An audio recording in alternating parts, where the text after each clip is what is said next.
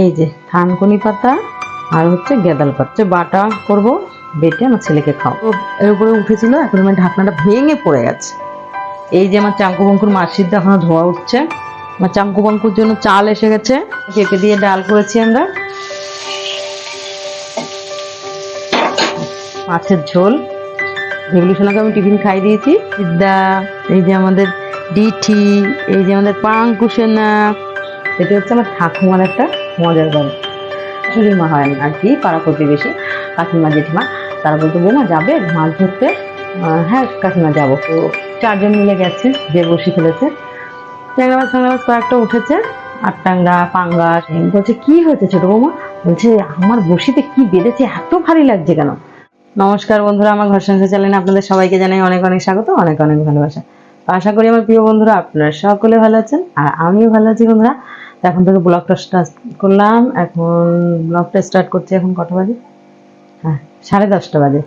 আর আমি কিছুটা মানে সকালবেলা উঠে জামা কাপড় চেঞ্জ করে কিছুটা রান্না বান্না করে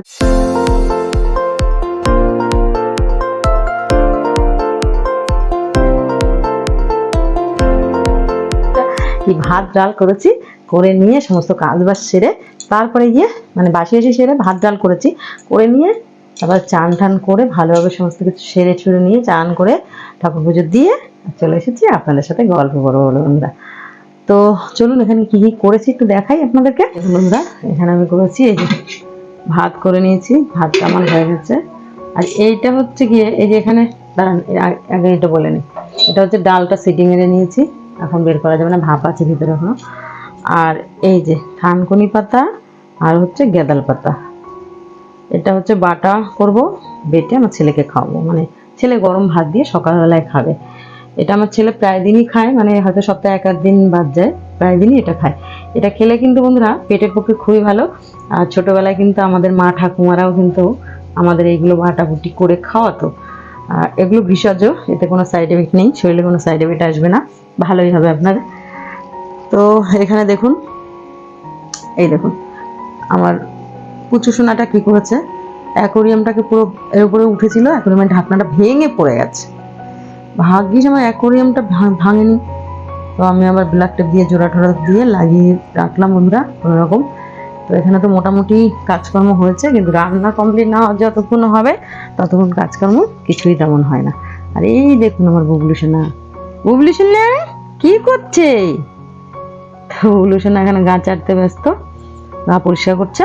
তো চলুন সারাদিন সাথে থাকুন আর ভিডিওটা দেখতে থাকুন, খুব ভালো একটা গল্প বলবো মজার, তো একদম স্কিপ করবেন না। আশা করি ভিডিওটা আপনাদের খুব ভালো লাগবে। বন্ধুরা তখন তো দেখাচ্ছিলাম যে আমি সবে চান করে উঠে ঠাকুর টুকুর প্রণাম করে তাহলে কি রান্না করছি সেটুকু দেখিয়েছিলাম। তখন সবে ভাত হয়েছিল আর ডালটা সিটি মেরে রেখেছিলাম। আর এইখানে এই দেখুন আমার চাঙ্কু বাঙ্কুর জন্য চাল এসে গেছে, আবার ওদের অনেক চাল লাগে বন্ধুরা, আমার মাসে প্রায় 70-80 কেজি চাল লাগে। আর এই যে আপনাদের দাদা ভাই পেয়ারা খাচ্ছিল এখন এতক্ষণ, ব্যাস যে ক্যামেরাটা ধরলাম অমনি দৌড় দিয়েছে, ক্যামেরার সামনে আসবে না।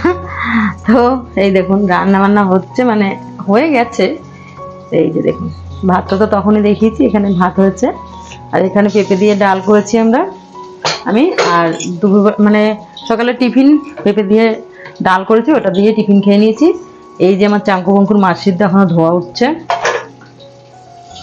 আর এই যে এখানে মাছের ঝোল, আর এখানে হচ্ছে বেগুন ভাজা। এই দেখো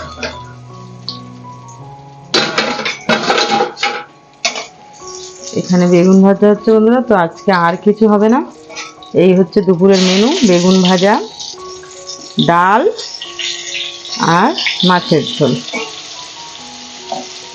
এটাই আজকের মেনু দুপুরে।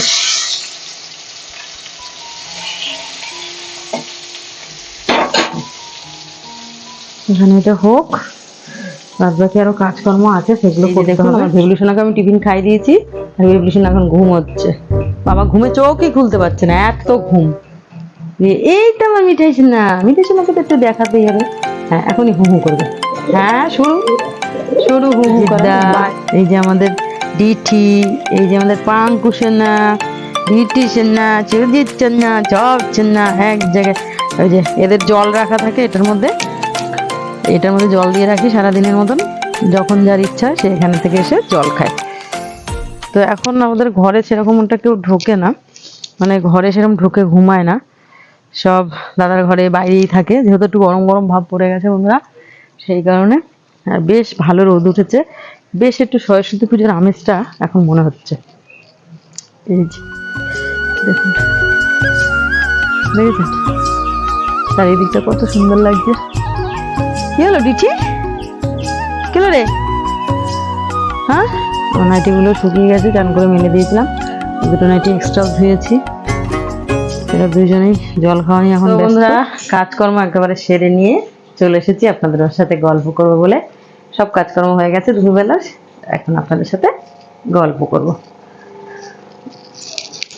তো চলুন আজকের গল্প শুরু করি। তো বন্ধুরা আজকে যে গল্পটি শেয়ার করব সেটা হচ্ছে আমার ঠাকুমার একটা মজার গল্প, মানে ঠাকুমার সাথে ঘটনাটা ঘটেছিল, সেটাই আপনাদের সাথে আজকে শেয়ার করব।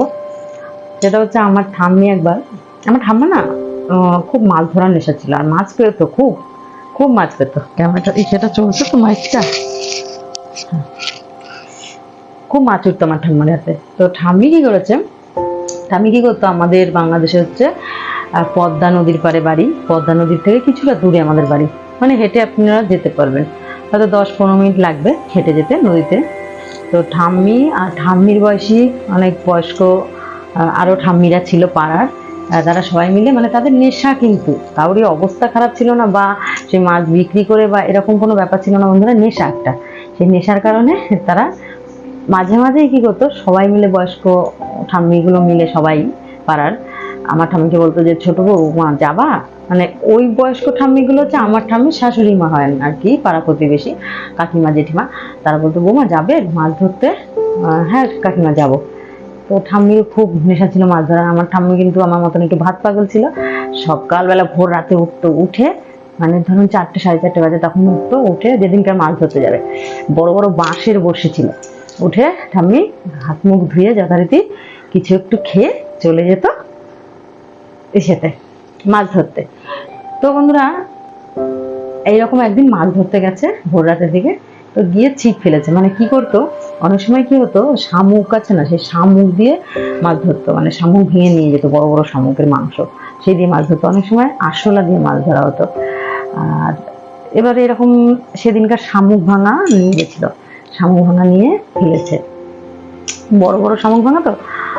আর প্রথমে ট্যাংরা মাছ ফ্যাংরা মাছ এসব উঠেছে পদ্মা নদীতে, মানে যেখানে হচ্ছে ইসে কি বলে ওইগুলোকে, কি বলবো আপনাদেরকে, ওটাকে অনেকে বাঁধ বলে, বাঁধ, সেই বাঁধের সাইডে বসি ফেলতো। তো 4 জন মিলে গেছে, যে বসি ফেলেছে, ট্যাংরা মাছ ফ্যাংরা মাছ কয়েকটা উঠেছে, আর ট্যাংরা পাঙ্গাস। তারপরে বড়শিতে যে কি বেঁধেছে, বড়শি টেনে আর ঠাম্মি তুলতে পারছে না, পর সেই বড়শিতে বেঁধেছে আমার ঠাম্মির বড়শিতেই, মানে কি বেঁধেছে কি বেঁধেছে, ঠাম্মি তো টেনে তুলতে পারছে না। হ্যাঁ, এবার ঠাম্মি বলছে কাকিমা, ওই ঠাম্মিগুলোকে বলছে, বলছে কি হয়েছে ছোট বৌমা, বলছে আমার বড়শিতে কি বেঁধেছে, এত ভারী লাগছে কেন? এবার সবাই মিলে এসছে, তাদের বড়শি রেখে দিয়ে এসে 4 জনে মিলেই গায়ের জোর দিয়ে টানছে, টানতে টানতে টানতে টানতে বন্ধুরা অনেক চেষ্টার পরে তাদের বড়শিতে উঠলো কি না, তাদের বড়শিতে উঠেছে এক বড় জলের যে কচ্ছপ গুলো থাকে বন্ধুরা, অনেকে চিং কচ্ছপ বলে, অনেকে আবার কি সব বলে, অনেক নামগুলো আমার ঠিক মনে নেই, কিছু মনে করবেন না। সেই কচ্ছপ প্রায় 5-7 কেজি ওয়েট হবে কচ্ছপটা। 4 জনে মিলে তুলেছে খুব কষ্টে, মানে বাঁশের বড়শি বেঁকে যাচ্ছে, এরকম সাইজের যে বাঁশগুলো হয় সেই বড়শি বেঁকে যাচ্ছে, এতটা ভারী। হ্যাঁ, লাস্ট পর্যন্ত তুলতে পেরেছে, মানে তখন ভোরের আলো ভালোই ফুটে গেছে, মানে রোদ উঠে গেছে, তখন এটা বেঁধেছে। তো টেনে তুলে দেখছে ওই কচ্ছপ, আমার ঠাম্মি বলছে আরে বাপরে, এ তো বিশাল বড় কচ্ছপ। বুড়িমা বলছে হ্যাঁ বৌমা, এ তো তোমার বিশাল বড় কচ্ছপ। ওই জলের কচ্ছপ আমাদের বাড়িতে সেরকম কেউই খেতে পেত না। তো তখন কি করবে, সেই কচ্ছপটা ঠাম্মি বাড়িতে খবর দিল, বাজার পাশেই, আমাদের পদ্মা নদীর পাশেই হচ্ছে আয়লা বাজার, সেই বাজার হচ্ছে আমাদের, মানে আমাদের গ্রামের লোকরা ওই বাজারেই যেত। তো ওই আয়লা বাজারে একজনের সাথে দেখা হচ্ছে, বলছে আমাদের বাড়িতে একটু খবর দিয়ে দিস তো না। তো সে বলেছে কি বলেনি জানি না। তো কিছুক্ষণ পরে আমার জেঠু গেছে বাজারে, বাজারে গিয়ে দেখছে ওখানে এত ভিড় কিসে, সবাই ওই কচ্ছপ দেখছে। তখন জেঠু বাড়িতে কচ্ছপটা নিয়ে এসেছে সবাই মিলে। মানে এতটা আনন্দ পেয়েছি বন্ধুরা, আমি তখন খুবই ছোট, এতটা আনন্দ পেয়েছিলাম কচ্ছপটা দেখে। আমি আন্দাজে বললাম যে 5-7 কেজি হয়তো ওয়েট হবে, আমি ঠিক বলতে পারছি না এখন, কিন্তু অনেক বড় ছিল কচ্ছপটা। আর সবাই বলছে বাপরে এত বড় কচ্ছপ কি করে তুললে তোমরা 4 জন মিলে। মানে ওরা যে নদীতে পড়ে যায়নি, আর ওই বাঁধের মুখে পড়ে গেলে পুরো ভেসে কোথায় চলে যেত তার ঠিক নেই। আর পদ্মা নদীর ঢেউ তো আপনারা সকলেই শুনেছেন, দেখেননি হয়তো অনেকে, শুনেছেন।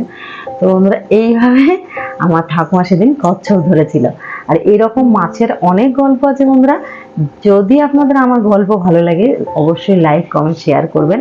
আর যারা চ্যানেলটি সাবস্ক্রাইব করেছেন তাদের অনেক অনেক ধন্যবাদ। আর এখনো যারা সাবস্ক্রাইব করেননি তারা আমার চ্যানেলটি সাবস্ক্রাইব করে আমার পাশে থাকবেন। তো সেদিন কচ্ছপ বাড়ি নিয়ে আসার পরে আমার বড় পিসিমা, মেজো পিসিমা, ছোট পিসিমা সবাইকে খবর দেওয়া হলো, সবাই আসলো, কচ্ছপ দেখলো। আমাদের বাড়িতে মেয়েরা মাংস খেত না, একমাত্র আমি পুচকে জেঠুর সাথে সাথে খেতাম, আর কোনো বউরা মেয়েরা মাংস খেত না। তো সেই কচ্ছপটি বাজারে বিক্রি করে দেওয়া হলো, তার থেকে কিছুটা মাংস আমার বড় জেঠু বাড়িতে নিয়ে এসেছিল। অত বড় কচ্ছপ কে খাবে, সেটা মানে ছেলেরা 3-4 জনে খেয়েছে, আর বাদ বাকিরা খায়নি বন্ধুরা। হ্যাঁ, তো এই ছিল আমার ঠাকুমার কচ্ছপ ধরার গল্প বন্ধুরা। তো আজকের গল্প এখানেই এন্ড করছি। সকলে ভালো থাকবেন, আমার পাশে থাকবেন। টাটা।